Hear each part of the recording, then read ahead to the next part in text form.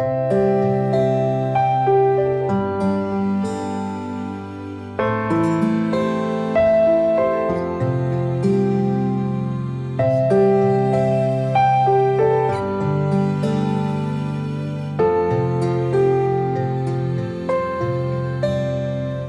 everyone, we are here to do the Black Love Challenge. We are going to be talking about our story, how it all started, our relationship, and just making it all work.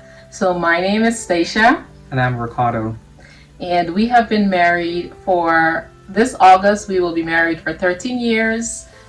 Together, we have been together for 18 years, so we've dated for 5 years. I am an IT professional working for a leading software development company in the Northern Virginia area. And I'm the CEO of LCF Kids and the author of 4 books. All right. So we're going to dive right into the questions.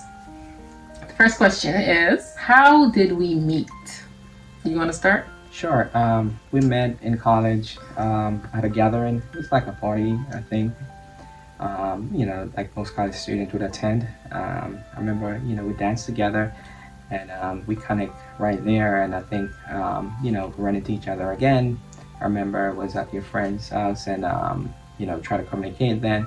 And, run into each other a third time again. And I remember that's when we really connected. I tried to give me a number then. And, we started to communicate from that point. Yeah, we are college sweethearts. Met at a campus party, and I was dancing with a group of friends. A group of us were dancing together, and then he just came up and started dancing with us. And they knew him, but I didn't. So I remember that night I went home because I went home every weekend because I was working. I went home and I was telling my cousin all about it, and I was like, this guy, he came up behind me and he was dancing, he gave me this sweet wine. And my cousin, she was the maid of honor at our wedding, and she told that story. It was quite embarrassing, but here I go telling everyone the same story.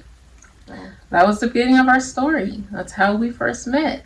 So what was dating like on college? For me, I didn't have to go and date around because, I found my true love, early. So the truth is, I was one of those people fortunate who didn't really have to go around and date a lot of people. So that was a blessing for me. We met early in the year. I remember it was in October. We actually met. That's pretty much 1 month prior to starting school. So that's pretty much a blessing for me. And the truth is, I really had a lot going on with running and academic and, working part-time too as well. So I think I was fortunate to, I found my true love early. So, I'm blessed in that situation. Yeah, definitely awesome. I this is the first person I dated on campus. So fortunate that we were able to find each other early on. I do remember that Ricardo did not know my real name for about a whole month into our relationship. Well, I don't, yeah, because it was like we met in October. Was it October or November? Yeah, it was We in met in October. October. Okay, so it was 2 months because he gave me a card, and I remember this because it was around Christmas time when he gave me a card, and the card had Seisha, Saysha. You remember that? I was like, remember that. so I turned to him. I was like, "What's my name?" And he said, Seisha. Now the Jamaican accent, you can't really tell if they're pronouncing all the letters, right? So he says, What did you say?" I mean, the truth is, I don't remember that fully, but I mean, I knew your name. I think I maybe just misspelled it. You said Seisha because I was like, okay, maybe he spelled it incorrectly. So I said, "What's my name?" He said Seisha. I said, "My name is Stacia." I think it's one of those names that are very unique where you can easily misspell it. I think you can spell it either way. So that's kind of my recollection of the whole, name stuff. Not like I didn't know it, but I think I misspelled it. Yeah, just like certain names, it can spell more than one way. It's a very unique name. The truth is, The T is very distinct. I've, I've never met anyone apart from you. I know, I am anyone unique. with that name. So, Yeah. you know, I know. I'm a very unique person. I gotta pass it So up. yeah, you gotta pass. 2 months he didn't know my real name. 2 months. All right. You meant to spell it correctly. Okay. I knew your name. So okay, the next question is, what was our first date? Our first date was actually at my student apartment. I cooked a lot, and I remember, of course, in college, you'd have money or cars to take to go out on date. At that time, I had a car, but it wasn't functioning well. But I remember it was at my apartment. Which is great. To show my culture in terms of the food and also the other side. Of me in terms of my cooking skills. Oh yeah, he won me over with the cooking, definitely. Definitely won me over the cooking. Yeah, I was at his apartment and I was kind of scared to go.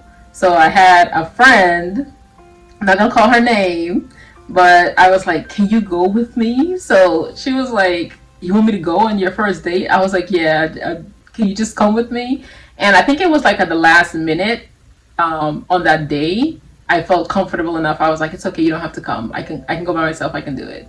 But yeah, when she's watching this video, she knows herself. All right. Who said I love you first? My recollection is that it was you. I know you're a very emotional person, but I could be wrong. It's such a You're long wrong. time. It's been 18 years we're talking about. So I think probably was you, but I could be wrong. I don't remember it. Well, I don't remember either. It's been a long time. I don't remember either, but I do know myself, and I know that I would not have said it first. If I did, I would not. I mean, I may have felt it first, but I definitely wouldn't have said it first. well, maybe I did. So if I did, cheers to me, because I do love you, so it doesn't matter. If you say it or I say it first. Okay. All right, so for personality, who's more outgoing, more laid back? Yeah.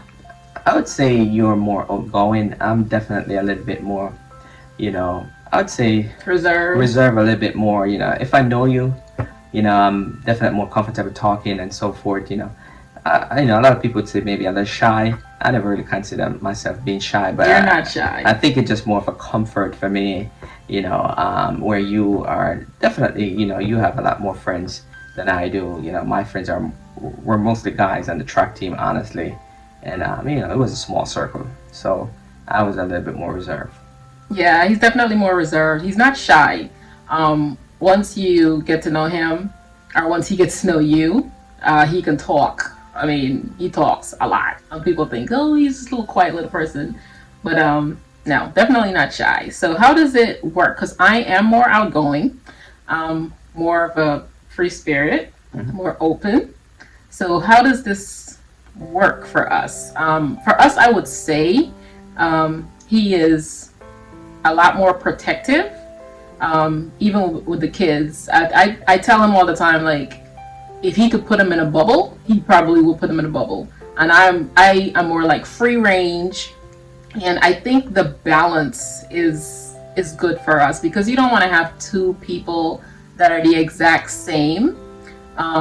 That I feel like that'll just be boring. It'll either be real boring or it'll be catastrophic, right? You're right. So And another thing too about the personality, if you think about it, even though you're more outgoing, I think I have a more stronger personality. So if someone says something to me that I'm comfortable, I would pretty much, say something back very strongly, where you are more reserved, and sometimes people can take that for granted because you're very nice, even though I'm not as outgoing, but I'm very strong in terms of, if someone, like I say, I'm not afraid to pretty much express how I feel in the moment.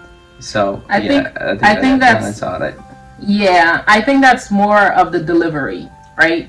You're more strong in your delivery, and I'm a little softer in my delivery, right? So I'm more outgoing in personality, but I can tell someone something in a nicer way.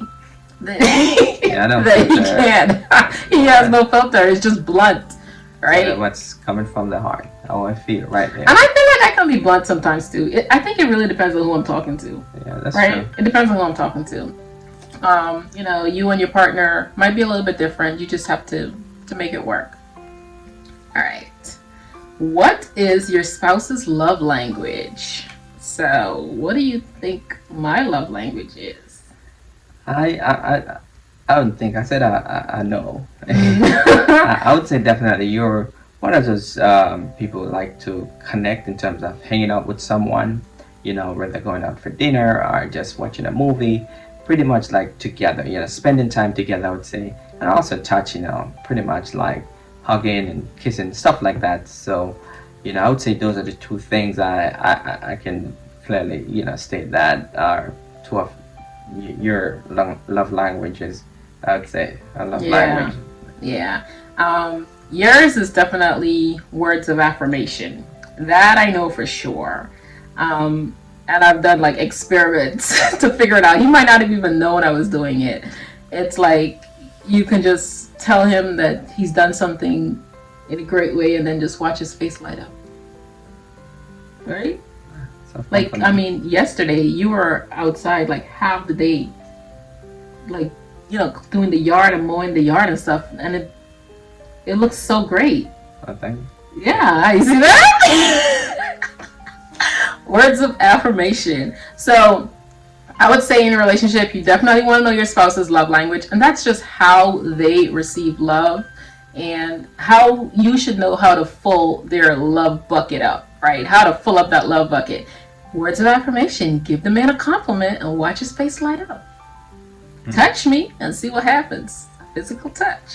Yeah, spending time together, like Spending time together. which is key for any relationship. The more time you spend together, the more you guys will grow together. So yeah, that I think that should be key in any relationship. Spending Yeah. time with your significant other and your family and your kids. Yeah. All right. Our next question. So how do we handle finances?